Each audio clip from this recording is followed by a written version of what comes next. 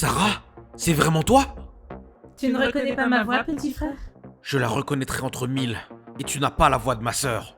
Je suis désolée, mais les règles ici sont différentes. Je ne suis qu'une représentation imagée d'une personne qui n'existe plus.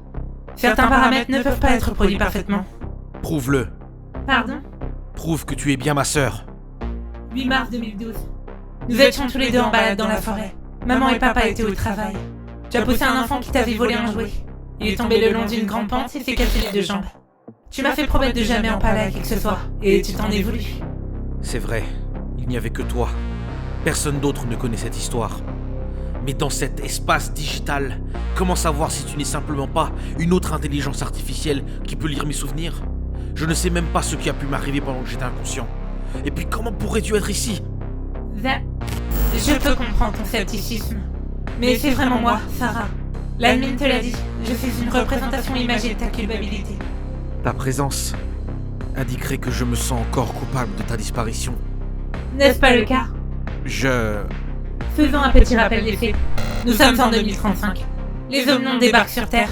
Ils font mine de se fondre dans la société afin de mieux la contrôler.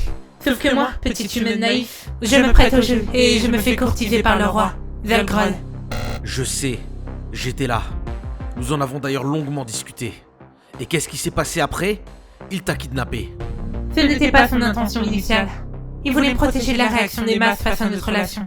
Ce n'est que plus tard que j'ai compris qu'il avait décidé de m'utiliser pour assurer sa progéniture. Il croyait que sa lignée devait apporter la naissance du sauveur. Je ne comprenais rien à son charabia.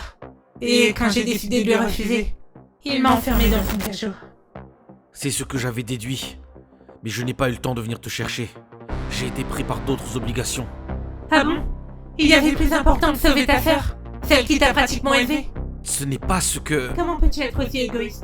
Après tout ce que j'ai fait pour toi, tu as préféré fuir tes responsabilités et me laisser mourir dans ce trou. Tu sais ce qui m'est arrivé? Je me suis fait torturer pendant des mois. J'ai perdu ma dignité. Il m'a brisé les membres.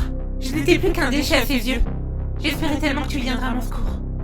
Et tu n'es jamais venu me chercher. Sarah, ce n'est pas de ma faute.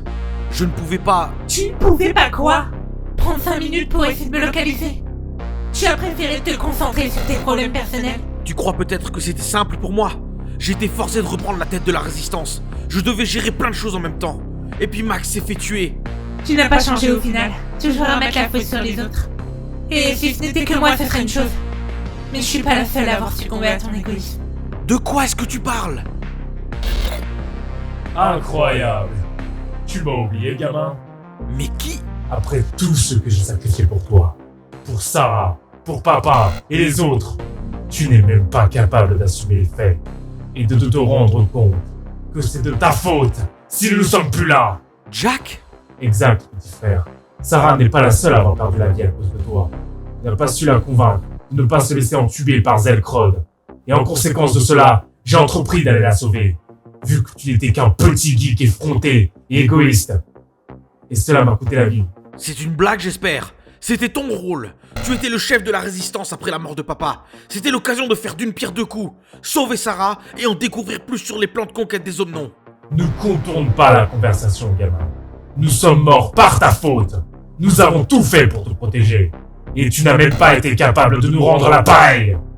Nous t'avons fait confiance. Et tu as trahi cette confiance.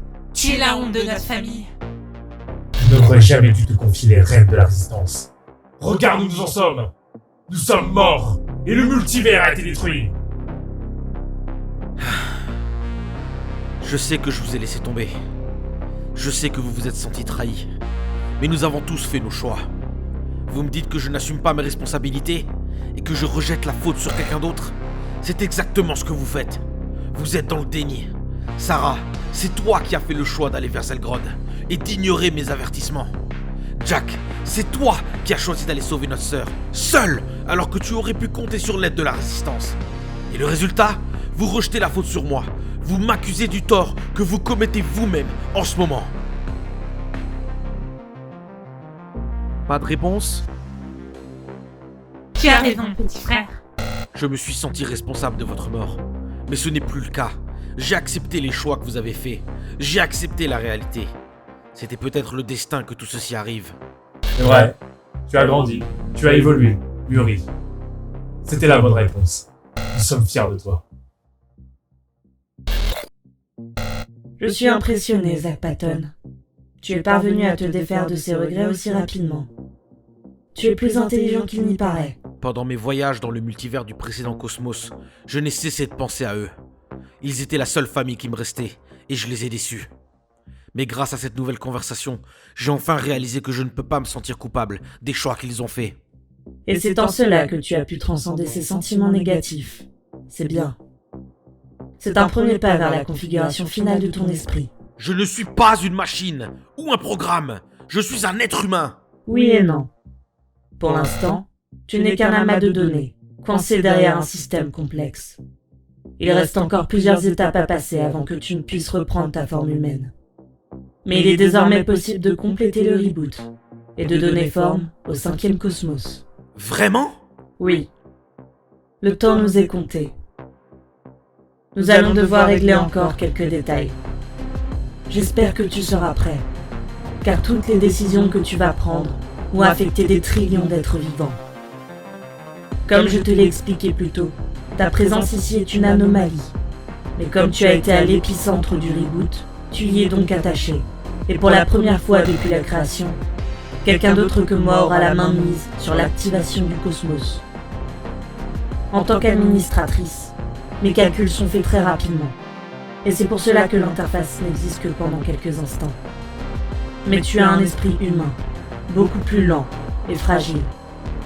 Tu vas devoir prendre ton temps pour penser à chaque petit détail, chaque réponse que tu vas trouver aux dizaines de questions que tu vas te poser. Ce ne sont pas des décisions à prendre à la légère. Je ne pourrai en aucun cas agir à l'encontre de tes décisions, et je ne pourrai pas non plus t'en tenir rigueur. Mais je pourrai te prévenir des conséquences. Prépare-toi, Zach. Tu vas créer un nouveau monde.